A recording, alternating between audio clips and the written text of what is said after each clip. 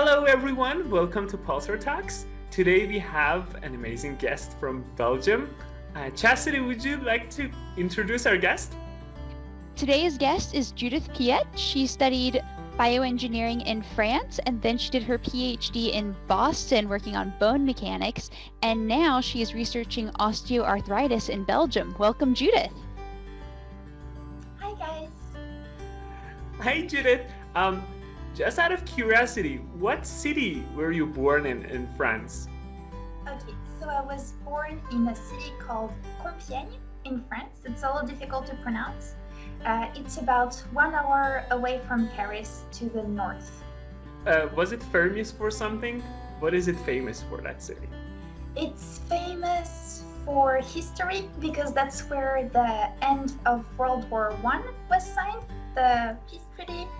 And we have a castle that Napoleon loved because he went hunting there in the forest. So there's a lot of history.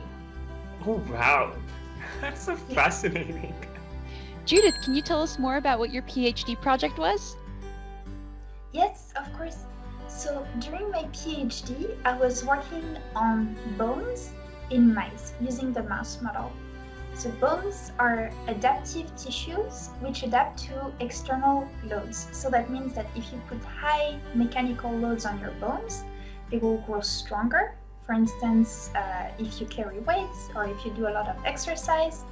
And if you don't load them, if you lie in bed for a long time, they will resorb. So there's a healthy balance in healthy bone between bone formation and bone resorption. But as you get older, your bones have a harder time building more material. So I was using mice and trying to understand what is going wrong with age and why do bones not build as much material with age when you load them. Like, what are the implications, some of the implications of your work, and what could be some possible applications? Yes, so it's an important topic because osteoporosis is a disease where you lose bone quality and bone mass with age as you get older. It's a very widespread disease, so 1 in 3 women and 1 in 5 men can break a bone when they get older because of osteoporosis. So if we know what kind of training exercise they can get, we can make their bones stronger. Or we can combine training regimes with drugs to make sure that they get enough bone mass and quality when it's still time for them. From what you're saying, so exercise is very important to keep bones healthy, huh? Exercise is crucial to keep your bones healthy. So if you run, if you do load-bearing exercise like carrying weights or dancing, you're going to build stronger bones. And you want to build as much bone as you can when you're still young enough. So until the age of 30, you can build your bone capital. And after that, if you exercise, you will still preserve your bone capital. But if you sit all day or you stay in bed all day, unfortunately, you're going to lose your bone mass. And then you're more likely to have a fracture. So you really want to get your bones strong and healthy. 30 people. Remember that age of 30. I'm almost 30 and I'm not exercising that much, so I should practice what I preach. But I know I should be going for a run after that. Me too. Like after the pandemic, we've been all sitting around. Right? Yes, very difficult to exercise these days. Yeah. So Judith, you told us about your PhD research. Can you tell us more about what you're researching now in your postdoc? Yes, so in my postdoc, I'm interested in the mechanics of osteoarthritis. Osteoarthritis is a disease of the joint where you have a degradation of both the cartilage and the bone tissues. And we know that mechanical loading is a contributor to osteoarthritis. So if you get an injury, you are likely to develop osteoarthritis because the loading in your joint is different. So I used animal research with rats to understand how their cartilage and bone degrades. And my goal is to develop a computer model of these experiments so that in the end we can use less rats to study how osteoarthritis develops. that's very important work, because I've been like reading and hearing that animal models are weak predictors of human models in a lot of diseases, and also like reactions to drugs and like maybe studies on bone or tissue. So that would be actually a very important work. Yes, I really hope so. Yeah, it's really, I really hope to help to reduce in the end the number of animals used in that type of research. And if the model works in rats, eventually in the long term, we could build a similar model but in humans, and that could be used to predict exercise regimes for people who have injured their knee or that have osteoarthritis in their knee. Like most about doing research? What I like the most about doing research is that I'm learning something new every day.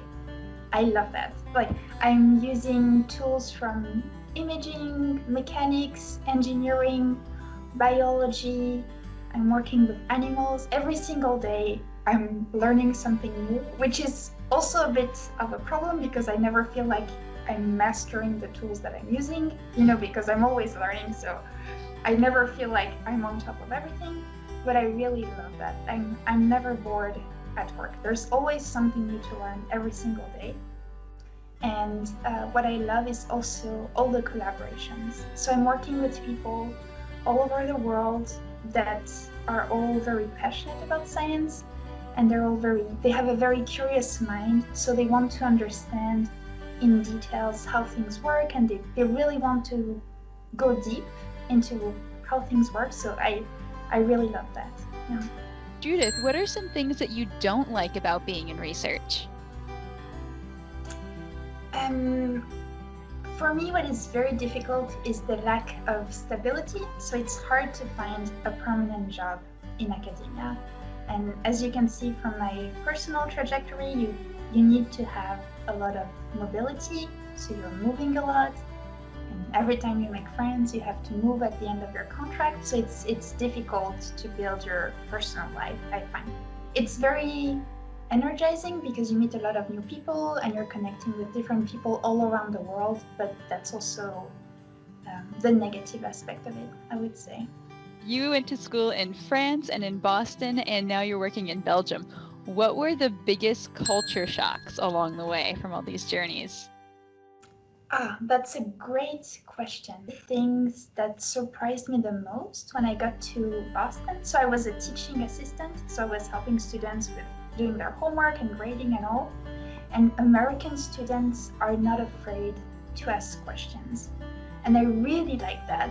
They're happy to get help and be honest when they haven't understood something. And compared to France, French students usually don't ask questions because they're afraid of looking dumb, which there's no such a thing if you're a student because you're learning and we don't expect you to know everything from the beginning. But yeah, I really appreciated that transition from France to the US, where students were not afraid to ask questions. And now that I'm back to Belgium, I feel like the culture in Belgium is more similar to France, and the students don't really ask a lot of questions because they don't want to, I don't know if it's because they don't want to bother the teacher or they're afraid of saying something wrong, but I really like the spirit of the American students about that. Wow, that's really interesting. I've never considered that. Thank you for your time and accepting to be our guest. I learned a lot and I really enjoyed your perspective. You're a very fun hosts. And you're a fun guest for sure. Please follow us on Facebook and Instagram and other social media. And until the next episode, bye.